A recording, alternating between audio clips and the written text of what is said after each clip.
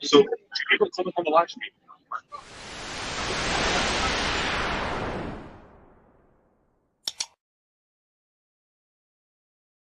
So I think on the YouTube it's stronger questions of Hafzah.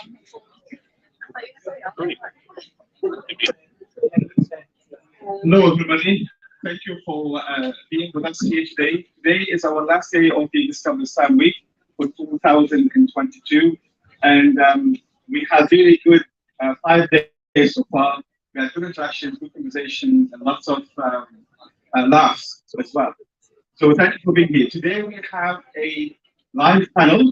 So we have on my right 2 sisters, Ruweyda and Hafzah. And I've got on my left, brother, the greatest, Muhammad Ali. And so Abdullah, who will be answering your questions, inshallah, in the will of God. And I'll be moderating the conversation. I've got already set of conversation questions. We have also live streaming on Facebook and YouTube, so we'll be getting those questions live. So thank you for coming. I think we do depend if you have any questions as well. We don't promise you to answer all the questions, but try our best. And we can start with first questions. Actually, if we can start with each one of you introduce yourself. Yeah. Hello, everybody. I'm Mohammad, as Richard mentioned earlier on. I'm a third-year civil engineering student here at Newcastle University. So I was born and raised here. I've been in Newcastle my whole life, which is very clear from my accent, obviously. But my parents are actually from Egypt, so I've got both nationalities. So yeah, nice to meet you. Egyptian Jordan, Muhammad Ali. So hello everyone, my name is Abdullah. I'm an integrated medical student, so this is my 5th year at Newcastle. I've been all over the place. I was born in America. I moved to the UK when I was 2004, and then I moved to Saudi Arabia in 2012, and now I'm back to university. Yeah, so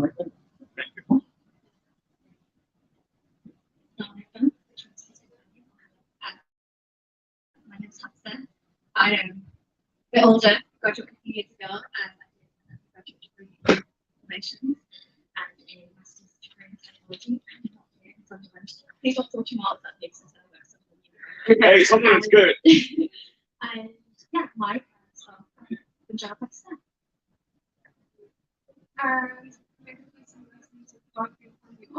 my name is Ruweyda. I study cellular molecular biology at Newcastle Uni, and then I did biotech at Columbia Uni, so don't throw tomatoes at me either. And yeah, I've grown up here, but I was born in Zanzibar, which is a bit like the East Coast of Africa. Very beautiful. Definitely recommend a visit.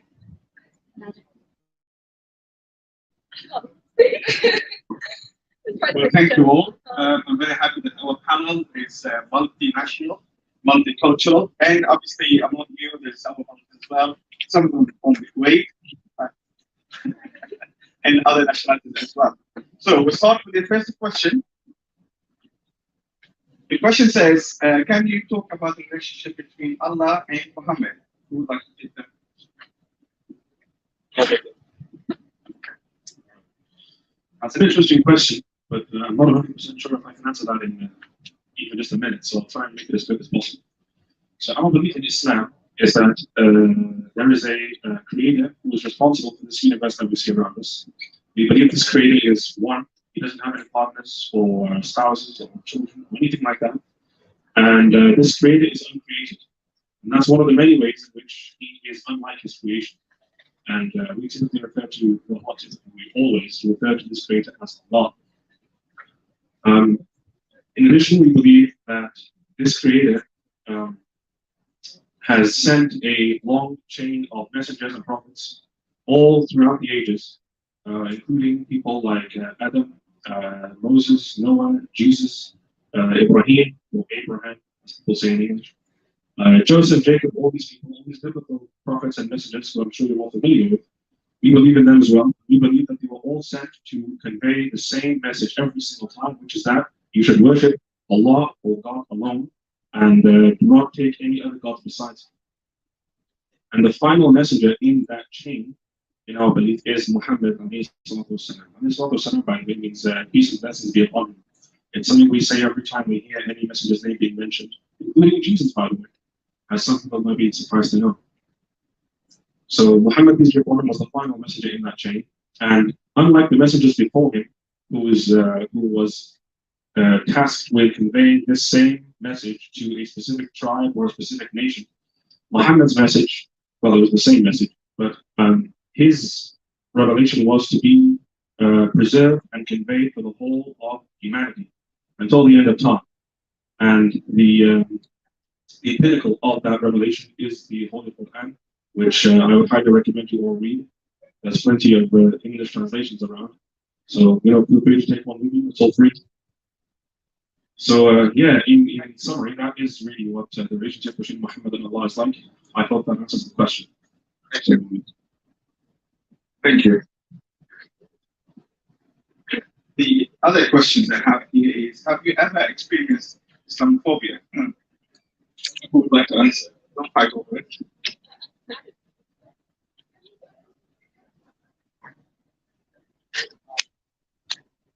Alright, so I think this is a question more specifically that affects the women because we're physically Muslim, whereas I'd say the men sometimes can't tell. But yeah, I have had experiences with Islamophobia, definitely.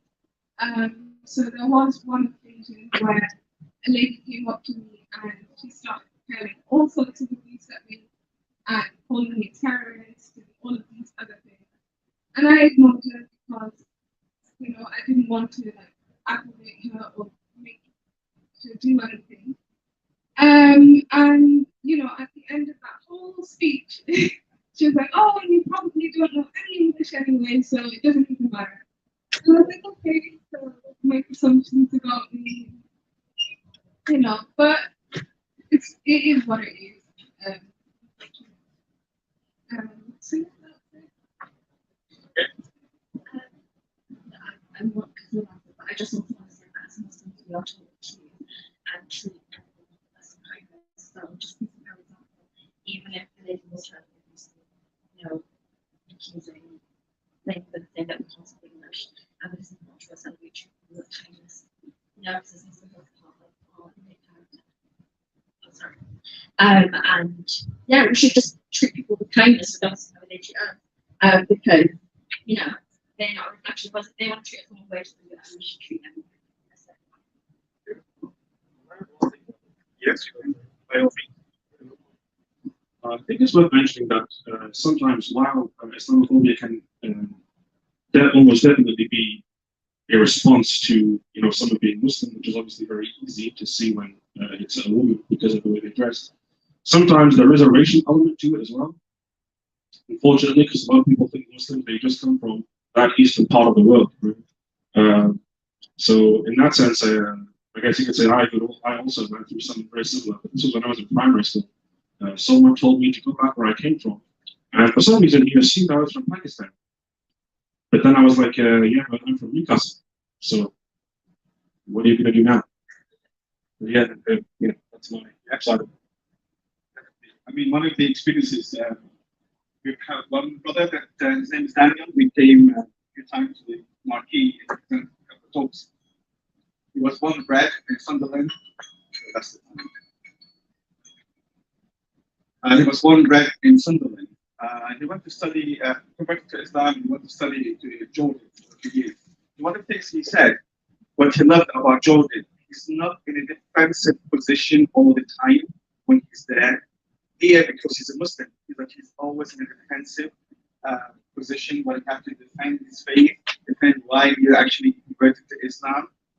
I mean, we all know about what's going on social media, but it's also how it's been emphasized and focused on just on Islam. Disproportionately, it's actually not right or just.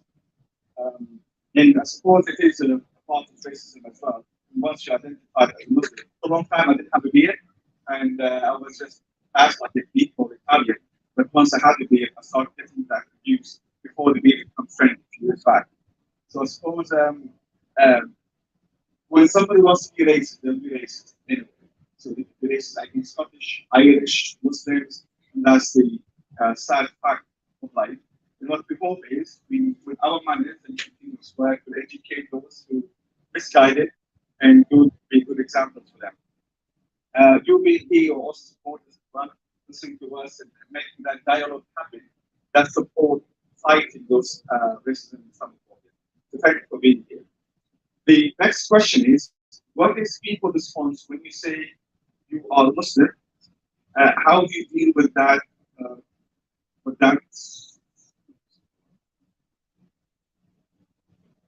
Statement?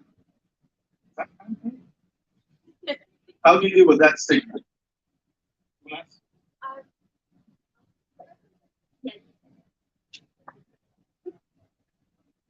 Yeah, so I think for me, being black and Muslim, it's quite like it's rare in the UK anyways.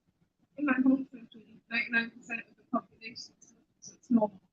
But for me personally, I've had someone ask me whether I was Muslim before, and I was like, yeah, of course. I did wear a hijab at that stage, so for me it was an obvious answer. And then he was like, oh, really? I thought you were African. And then I had to explain the difference between ethnicity and religion. And at that stage, I was like 15, 16. So I feel like it's something that everyone should know at that age. But unfortunately, it isn't. So that's my personal experience with it. Thank you for that. I mean, it's a shame because you, English, for example, if you did something wrong, nobody would say, oh, Christians do that, or English do that. But when somebody of color, they always say, oh, Christians do that, or Muslims do that. And that's shame. Have you ever been attacked for country? Yeah. Let's speak of this. If I'm not loud enough, please stand up. I'm apparently quite soft-spoken, but I think every, not just woman who wears hijab, but man who has a beard, I feel that this whole being abused thing applies to both genders. I don't think we should forget about the men who have the beards, and because of the standardized picture of terrorism that's portrayed on the news. And I feel that I'm just speaking as a woman, so I can't speak for the men, but every woman who wears a hijab, who doesn't wear hijab, has experienced some kind of abuse. But for me personally, I've experienced abuse since I was in reception primary school, so the age of 5 and 6. And there was one particular moment when I was at high school and I wore hijab outside of school, but I was so scared to wear hijab inside of school because I was like, oh, what are people going to think about me? And oh, okay. Anyway, so basically, what I'm just saying was, I got my head smashed against a mirror because people didn't like the fact that I was Muslim with this girl in a changing room. But what I'm trying to say is, just give me 1 second. What I'm trying to say is that actually empowered me. That when I got to sixth form, I wore hijab full time. I wore it in school, and that was to show that people think they can abuse us, that we'll take it off and we'll kind of conform to what society wants us to do. But in actual fact, it motivates us to go, you know what, I am me, and much like the label or what you define yourself as, you should be used to that. And I feel that other women who wear hijab, just because we cover our hair, like the majority of women, the majority of face, we shouldn't get that abuse as well. So I'm going to speak about from my perspective. So I'm Algerian in background, and in Algeria in the 90s there was a big civil war. So at the time there was, I guess you could say, terrorists. So people that who had misused the religion to I guess for their own motives. They were attacking civilians like instantly. Like there's stories where my uncles, my family, they were in villages and whatnot, and they would come, much like actually Afghanistan was happening today, they would come and pillage and kill and then leave the city. So even in Algeria today, like alhamdulillah, we see like a lot of brothers now that they keep the bait, but in Algeria still, like with but coming back to how how we look and how we dress in Algeria still up to today, someone that wears a beard has a very different connotation to the West. So even now today, like for myself, if I tried to wear the beard, a lot of my family would say to me, "Oh, you need it. Well, why are you wearing a beard? Are you one of those?" And they're talking about the terrorists that once, I guess, did what they did back in the day. And so even in a Muslim country, like being Muslim is a challenge for the people that want to overtly show it.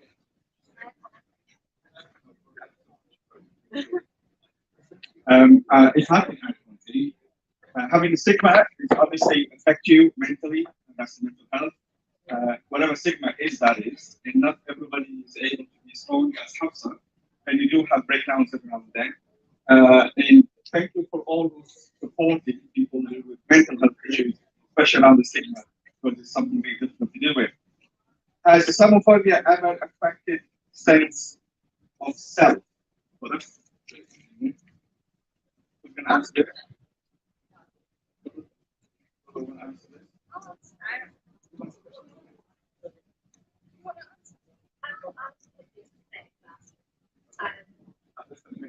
Okay. Well, it does affect your mental health. Just because we're going out and we're continuing our lives dressed the same way, people think, oh, well, I said such and such to her, then the next day she was dressed the exact same way. So why would it have any effect? Yeah, it does. It affects non-Muslim women in a lot of different ways, and it really plays on their self-confidence and big brand empowerment and empowering others. Hijab. Yeah, so just to add to that, I actually run a project for young Muslims called the KHAIR project, and that is, again, a sense of empowerment for the young Muslims, because unfortunately, even with me, since I was growing up, I was born in '97, so, since 2001, since 2002, the 9/11 terror attacks, this is all we've grown up with. All we see on the media is Muslims are terrorists, Muslims are terrorists. And obviously, that's not the way we see ourselves. So a lot of young people do get affected by this, and they do think like really negatively about themselves because of it, because that's all they see of themselves. So yeah.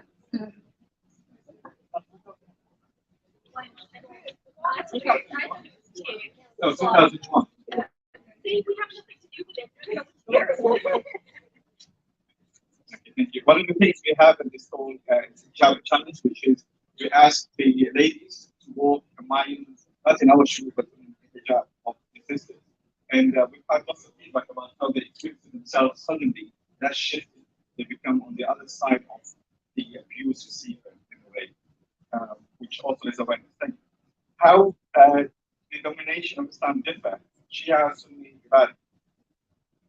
What would want to answer that? Yeah, sure. So I can try, but I think we're all Sunni here. So in terms of Sunni Islam, the best way to define it is after the death of the Prophet, peace and blessings be upon him, there was I guess you could say a lot of different people trying to take different there was a struggle essentially for power, and so from then on, different people moved to different places and continued to worship the Creator. And since time, obviously, there's been a shift since the time of the death of the Prophet. In terms of Sunni Islam, the best way to define it is that we try to worship the Creator the way that the Prophet worshipped, in the sense that he using the Quran and the Sunnah as a guidance. The Sunnah is just the hadith, so that's the teachings and the sayings of the Prophet, and following his followers and basically the three closest generations to him. In terms of the Shia, they have some differing opinions in terms of some there are a lot of different even in the Shia there's a lot of dominions in the Shia. So some may say that the Quran it isn't fully like accurate. There's some minor discrepancies. They also, I would say, revere the Ahlul Bayt, which is the family of the Prophet, on a very high scale. And depending on which they mean, again, some may curse some of the companions of the prophets, and that just again depends on what the meaning. In terms of value. Well, just to say, the majority of the Muslims are Sunni. That's about 90% of the Islam, of the population of follow the faith. The Sunni just means basically they follow the Prophet Muhammad, peace be upon him. Within there will be some school of thoughts, so we hear about Hanafi, Shafi'i, but this is school of thoughts. It doesn't mean they differ in terms of doctrine, the way they worship the Lord, the way the monotheism actually works with them. The other dominations then start having differences about the way their reference point is, from Muhammad and Allah or someone else, like the Shia. The second question, well, the next question is, if everything is determined from one start of time and everything is based for you, no time. Yeah, go on, please. If everything is determined from one start of time and everything is written for you, how do we have free will? If the only way to change your fate is by making the dua, which is prayer, but was it not written that you would make dua, so even that we have no free will? So as Muslims, we understand that we go through trials and tests and struggles, but we understand that that's the purpose of life. Life is there to test us, and if we saw God, and every time we went outside and God was there, life would be a test because you can actually see that He's there. But the point is that to believe in the Creator is to have that innate belief in itself. So I think that's why we were given free will to do wrong, because we assume do wrong anyway. I understand that. Yeah, so just to add to that as well, we believe that God is all knowledgeable, that He knows everything. He knows the choices you're about to make before you make them. Not that His knowledge of that has had an effect on your choice, if that makes sense.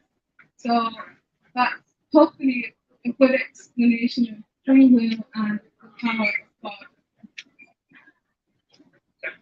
So what is written is actually written because the Lord Allah knows what's going to happen. And that's one of the forms that Allah have demonstrated His powers, His superpowers, the divine powers, that He's written everything before it even happens. If anybody watched The Matrix, there was this Neo goes into the scene where the knowing all, that she knows all, and she said, "Watch for the cup." He said, "What cup?" And he actually got the cup. So it's knowing before it happens. So Allah knows things what happen. It doesn't mean He written it that He made it that you will do this. Otherwise, I'm sure there's no free will, which is a question that's confused about. So then you got the free will, but Allah knew what's going to happen. There's ways, because it's also mentioned about there's ways to save yourself always, but Allah knew that. You can start by asking the Lord for help. Have sincere intention and ask the Lord for your help, and that will change your life. But in a way, it is what we always say, change always starts from within. You need to actually start to change yourself, even by asking the Lord for help. Almost a second question, the second before that. At what point or do Islam and Christianity cross over? I am Christian who has a holistic approach towards other religions. So, can I ask that? So like Brother Mohammed actually said, there's quite a bit of crossover between Christianity, Judaism, and Islam, and they're termed the Abrahamic faiths. They came from, so they have the father Abraham and his genesis eulogy.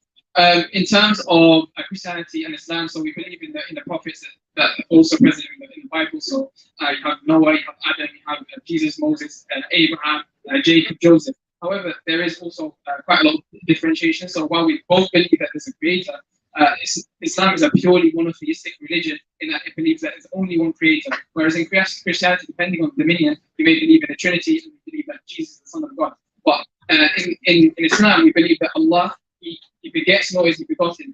In one of the surahs, one of the small chapters of the Quran, it perfectly summarizes this and says, say He's Allah the One, the Eternal. He begets not, nor is He begotten, and He has none unto like Him. And so Allah, we believe He is one, and He's not part of a Trinity. We believe that Jesus is a prophet sent by God, and He's not God Himself, because in the sense that we believe God is all powerful all the time and all knowledgeable. Jesus, when He becomes a man, He's limited. He needs to eat, He needs to breathe, he needs oxygen. Even as a baby, He still needs His mother. And we don't believe that God can become man without, can become man, because that takes away from the essence of God in that He's all powerful, all knowledgeable. And even I know I've read a little bit within the Bible that says, no one knows the hour, not even I. So Jesus was saying, He says, not even I, only the Father knows. And that's another sign that says, okay, if Jesus was to be God, then surely He should know everything. But that's clear that only the Father knows. We worship that Father, the same Father that Jesus worshipped.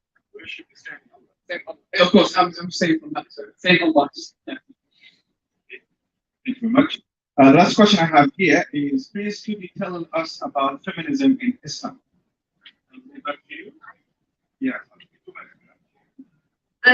So we believe that Islam is for equity. So men and women are designed to do different things, and they're a team. So, for example, actually, it's something that a woman can do. So, feminism, you can talk to different women. Some people believe in feminism and someone, but from my personal perspective, I do believe that it's all about being a team, and also the Quran itself in Islam, it gives women so many rights. It gets to a point where we don't need to be feminism, because Allah has already given us our rights to work, to our own money, our own land, divorce. There's an entire chapter in the Quran actually dedicated called the women. And so I think because we have all these blessings and we have all these rights, feminism seems as kind of like a concept that maybe doesn't even exist because we don't need it. Yeah, I was just going to say exactly what you said in terms of like Islam is enough for me. I feel like I don't need feminism because Islam has given me my rights and, has got everything sorted for me. If everyone practiced Islam properly, then we wouldn't need feminism because Islam basically it sorts out everyone's rights. And it's a communal thing as well. So part of our religion, for example, is to give to charity, 2.5% of our wealth. So it's about community. Islam affects everyone. So yeah, that's what I want to add. And some people are quite surprised because the media portrays women as oppressed. But then when we have conversation that as Muslim women to other women, they're like, damn, you have more rights than I do. And I'm like, yeah, because my religion gives me so much freedom as a woman that I can be empowered. And we have so many female figures in the history that, we can look up to that just inspire us every day. Thank you. Yeah, and I just wanted to add to that. So when, at a time, especially in Arabia, well, like time of the Prophet, a woman was, was seen as sort of better dead than alive. Like they would bury their women, their infant daughters. They would, leave their, their kids, their sons, to be born. And so it's when Islam came at a time when that was the status of the women, and instead empowered women, gave them the right to property, the right to own land, the right to own to work. It gave them rights, and we believe that. Sorry. Yeah, and it gave them inheritance. Like that's such a big thing as well. Where when their parents or whatnot would pass away, they wouldn't before they wouldn't inherit anything. But so when Islam came, it came and removed all of that. And like women have such a high regard in Islam. We know that biologically women and men are different, so we believe that the rights of a woman over a man is also very different to the rights of a man over a woman. But the mother has such a high status in Islam. Like we believe that like heaven lies at the feet of the mother. We also, one of the most respected scholars, Aisha, she is, she was the wife of the Prophet. She is one of the most highly like directly quoted sources of Islamic knowledge and content. So that is the status of the women in Islam. It's a high, like very revered status in Islam. Thank you for all your answers. Yes, Islam. If feminism means giving rights to the women, so Islam is the most feminism religion on earth, because before Islam, at least at that part of the world, and actually in all parts of the world at the time when Islam came, the women used to be an inheritance. So if the husband dies, she becomes part of the inheritance. Then the son will actually be inherited. So she is a property that goes from one man to another. So there's no more humiliation more than this. In Islam, she became an inheritor. So she would share the wealth that the husband left. And there's a certain formulas that it works out the way how much women would have. And there's a couple of cases where maybe women wouldn't get as much as a male. But there are about 34, I'm not mistaken. Yeah, but the majority of the formulas, the woman actually would receive more than the man. But even if she receives less, when she receives less than the man, she's not expected for her wealth to be used for her support, because she'll have a male supporter who will take care of her financially, and her wealth is hers. There's also a misconception about Islam when it comes to feminism, and I would advise you all, to read about it. I can see there's some more questions there. Yeah, just going off further from that point, because you were mentioning. Shall I give you the microphone? Yeah. Yeah. Oh, you mentioned feminism there as Islam being feminist from a financial perspective, more than social. Can you tell us a little bit more about social feminism and the lack of oppression or presence of oppression in Islam socially? Abdullah and Mohammad also mentioned. Do you want to start on this one? Okay, so from a social perspective, if you think about marriage, for example, before Islam, women did not have the right to choose who they wanted to marry. And this is something that was given, like there's a hadith or saying of the Prophet where some woman come up to her and she told him, my father's forcing me to marry this man. I don't want to marry him. And then the Prophet said, he needs your basically your approval. Otherwise the marriage is null and void. And she said, oh, actually, it's fine, I will marry him. But I just want to show other women that they have the right to choose their spouse. So that's a pretty well-known hadith of the Prophet about marriage. Any other examples? I was having a conversation earlier on, just to go on first, with a gentleman, and he was basically saying, so does no one have tell me married? No, that's definitely not the case. Because at the end of the day, there's a difference between arranged marriages and forced marriages. Forced marriages aren't allowed at all. Nobody's allowed to force me. However, there are some, like usually family involved, so they can help you out because you're a Muslim, that sort of thing. But yeah, we ultimately have the freedom to choose who we do wish and don't wish to marry, and I think that's something that isn't really related across. That's so I just want to.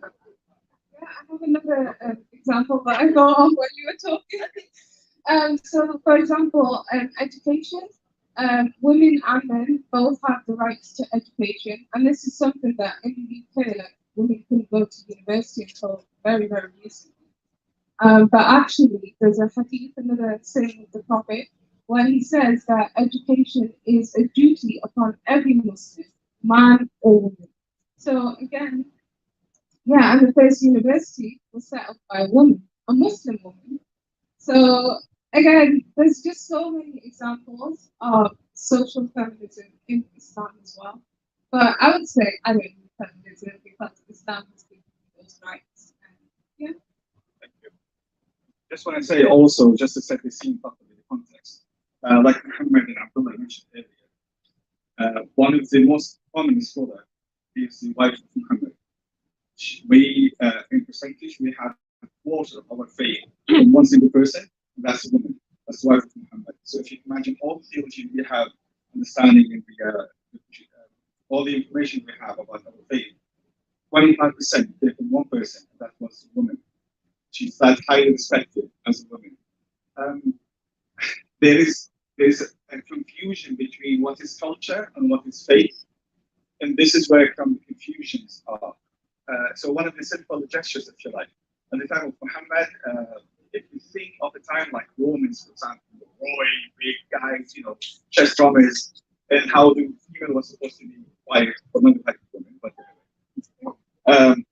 how that, if you can imagine that scene, people wouldn't even mention the name of their wives. And Muhammad, once somebody came back from a big battle and was saying, "Who do you love now?" And that you can imagine thinking he's going to mention sexual action. The fact that he mentioned her name in public, that was almost taboo there. So there's a confusion between what is culture and what is faith. The faith have given the women a lot of rights which they didn't have before. And even in this country, in terms of methods which you mentioned earlier, but when women get started headed about 120 years ago, yeah, she shouldn't even have a bank account in her own. While in Islam, her money is hers. If a man wants to get some of his wife, you have to borrow. You can't just have it. And some of the scholars says they even borrow because the close proximity might take some lack of actually makes ladies get their money back. So don't take it because of that relationship. So there's a confusion between what is culture and what is actually the faith. And you'll always find that. So even in Christianity, you'll always find that. So I would again invite you to be more about some, but keep questions coming. Do you have more questions? No, but I just think one thing that we haven't mentioned, but I think it's one of the most empowering things, is that when Muslim women get married, they keep their surname. And that comes to show that, a man doesn't define me and their surname doesn't become my surname, but my father's name will always remain my name. I'm not my husband and I will not take his surname, but rather I'm my own identity, I'm my own person, and I will always keep my own name. Yeah, one question. Yeah, I mean, yeah, sure. First of all, do you guys all follow sort of rule of Islam of not drinking? Yeah. Do you ever struggle with that part of British culture, the binge drinking aspect? Yeah, exactly. You can't really. So of course, we will have friends that are Muslim that go out drinking and all that kind of thing. And there's 2 points I make about that. First of all, we don't really miss that part or anything. So we can't really miss something we've never had. We've never drank, so we don't miss it. But also, we understand that with things like drinking and drugs, there's also a negative aspect. There's the kind of losing control, and that can lead to negative results or negative social implications. And so therefore we just choose that we want to be to ourselves and we want to know that what we're doing is good. And so I don't think I'm interested with that aspect. I think as well, Islam brings a lot of peace to my life. In fact, Allah says in the Quran, verily in the remembrance of Allah do the hearts find rest.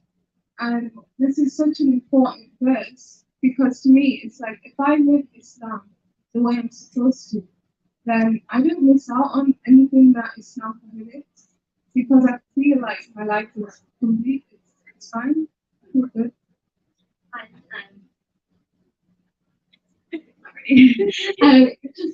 Just to add, we also know that we're not allowed these things, and that's part of the test of life too. There are temptations around us, and especially if we live in a country that's not an Islamic country and promotes things like drinking. But just to give another verse in the Quran, there's a quote, not quote, a verse that says, "Peace be upon you what you patiently endured," and I think that's really lovely because God saying to us, "Peace be unto you because you've endured this." And regardless of all these temptations, you've gone through life, knowing that you've done what I wanted you to do, and I find solace in that song. Yeah, just so back with the point of, I guess, alcohol. So Islam, when it came at the time of the Prophet, so Islam came to preserve five things. I mean, I can't remember all the things. But one of those things is your faculties, right? So one of the things we've been given, to be able to lead this life and to guide ourselves through this world is our faculties. Islam at the time of the Prophet, sallallahu alaihi wasallam, when alcohol was drank instead of water, because obviously you couldn't trust the water sources, so you drank alcohol. So even when alcohol was banned, it was phased out. So the first thing you shouldn't firstly pray when you were drunk. The next thing you started saying was the Quran, all revealed in the Quran. It said there are benefits in alcohol, but the bad things are more severe than the benefits. And so Islam comes as prevention is better than cure. We know that in society, anything that can prevent something is better than, okay, we wait for the problem and then cure it. So we know, science tells us now that there's so many issues with alcohol. You've got liver failure. Even if when you're in a state of drunkenness, it's so, there's drunk driving, for example. There's a lot of things that you may do that you regret. And Islam came to preserve those faculties. That's why both alcohol, drugs, anything that distorts your morals, that can potentially distort your morals. You don't know what's right from wrong. Allah has dictated that our faculty should be preserved so that we can, so lead this life. And prevention is better than cure. That's a really good point. So I'm going to take on that one. There's five things in Islam that we should preserve, and the whole of the faith is about preserving those five. So first is one's faith. It doesn't have to be in this order. Sometimes it depends on the necessity. So faith, soul, money, mind, and children. So when one of those things are in danger, we have to seek. So, for example, although that Ramadan is coming, and many people will be fasting, that for some they cannot have it, they cannot do it, because health-wise that will affect them dangerously. So this is where it comes that they have to preserve themselves, so they have a license not to fast. If they'll have to do something that would affect the life in a way that will kill them, they don't do that. But I want to go back to your question. I think it's one thing out of many. So, does Muslims struggle with something else? Addiction, gambling, anything else? We're all human, and we all have sins, and we all have mistakes. Some of them are their mistakes. Their sins are not so obvious. Mine is very obvious because I love my food, and that's a sin because it kills my body. It kills my power and energy. I love sweet. I have sweet tooth, and we joke about it. But as a matter of fact, I'm killing my body when I allow myself to have more food, junk food, or not organize myself. Everybody will have a sin. I used to have a friend who's a priest, and he once said to me, "Oh, I've seen one Muslim in a casino playing gambling," and saying, "John," I said, "John, you've been a priest for so many years. So did you have no Christians ever, committing any sins?" He said, "Yes, of course." I said, "Well, we are no different here. We all have sins. The fact maybe sometimes that you don't play on time, that's itself is a sin. But you might be struggling with maybe you have a stomach ache because you have too much sugar, or maybe struggling that you actually binging on one of those Netflix very long series. That's a sin because then your faith should take priority. You're not preserving your time, your health, etc. We all have sins. Muslims are no different to others. We all are humans. But the difference is we have a code that's very prominent, and we try our best to do the best, to be the best version of ourselves. Not just to be us, not just to be yourself, but to be the best version of yourself. All the sisters that you see that they have the hijab on, they all struggle with the sweating in the summer and the dandruff and what have you. But they do it because they believe in a higher goal, and they try their best to work with that. yes, everyone maybe want to show her beauty, show her hair, and go out and talk about it more. But then it's just it's a struggle, and they want to keep it. Do you want to mention So, just one thing I think I should talk about this is that you were saying that, sorry, Bob, you were saying that we as humans do sin, but it's also important to understand that as Muslims, we don't judge. So if I had a friend and I knew they were sinning and they were trying to stop, it's not going to do anything for me to go, why are you doing that? Like, have you seen yourself? Like, that is just, that's not constructive at all.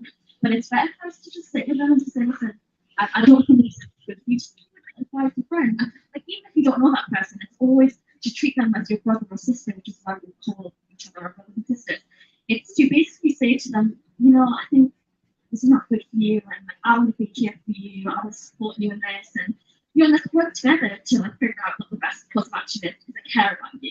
And I think that is just as helpful when someone comes to you and says, you know, you put a certain way, you know, there's a kindness and a sincerity about doing it. And in terms of struggling with femininity, there are women who will say, you know, that don't want to job and women that do, and we don't judge. We don't judge women that don't want to job, and we don't think we're any better. Because the one thing I always say is there could be a woman not wearing hijab, and she could be doing so much good. And there could be a woman wearing hijab, and she's sinning.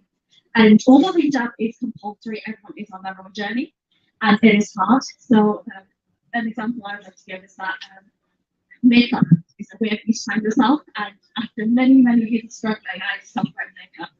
And that was just one of my ways to get closer to God.